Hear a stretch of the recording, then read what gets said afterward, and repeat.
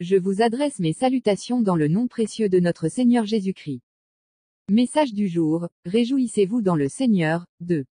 Bien-aimés dans le Seigneur, le message de Néhémie 8, 10, résonne avec puissance aujourd'hui, ne vous affligez pas, car la joie de l'Éternel est votre force.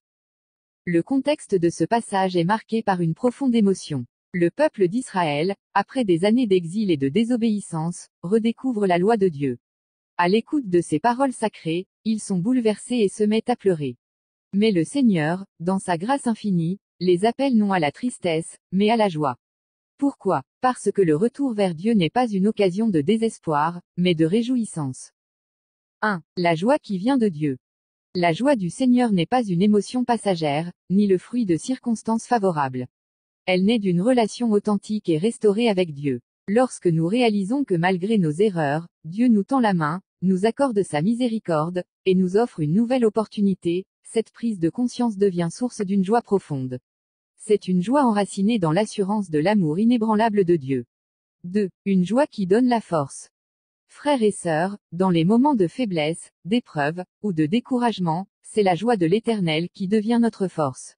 Elle ne dépend pas de ce que nous voyons ou ressentons, mais de ce que nous savons, Dieu est fidèle. Sa joie est un moteur qui nous pousse à persévérer, qui nous relève lorsque nous sommes abattus, et qui nous fortifie lorsque nous sommes fragiles. Peut-être traversez-vous des moments sombres, des défis personnels, spirituels, ou matériels. Mais souvenez-vous, la joie en Dieu est une arme puissante contre la tristesse et le découragement.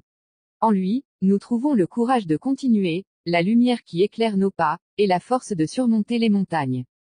3. Une joie qui se partage. Néhémie n'encourage pas seulement le peuple à se réjouir individuellement, mais aussi à partager cette joie en communauté. Ils sont invités à manger, à boire, et à envoyer des portions à ceux qui n'ont rien préparé. Il y a une leçon forte ici, la joie véritable se manifeste aussi dans la générosité et la communion fraternelle. Lorsque nous partageons, nous rendons la joie de Dieu contagieuse. Une parole d'encouragement, un geste de bonté, une oreille attentive peuvent devenir des canaux de cette joie divine. Car la joie en Dieu n'est pas égoïste, elle déborde vers les autres. 4. Un appel à la réflexion. Qu'est-ce qui alimente ma joie aujourd'hui? Est-ce que je laisse mes circonstances contrôler mon état d'esprit, ou est-ce que je choisis de puiser ma force dans la joie du Seigneur? Comment puis-je être un instrument de joie dans la vie de ceux qui m'entourent? Conclusion. Bien-aimés, ne laissez pas les défis vous voler la joie que Dieu veut vous donner. Cette joie est votre force, votre ancre, votre refuge. Même lorsque les larmes coulent, même lorsque les chemins semblent obscurs, rappelez-vous que Dieu est avec vous, et en lui, vous avez toutes les raisons de vous réjouir. Alors, relevez la tête, célébrez la fidélité de Dieu, partagez cette joie autour de vous, et marchez avec assurance, car la joie de l'Éternel est votre force. Amen. Je vous souhaite une agréable journée sous le regard bienveillant de notre Seigneur Jésus-Christ. Prophète Mamadou Sekongo.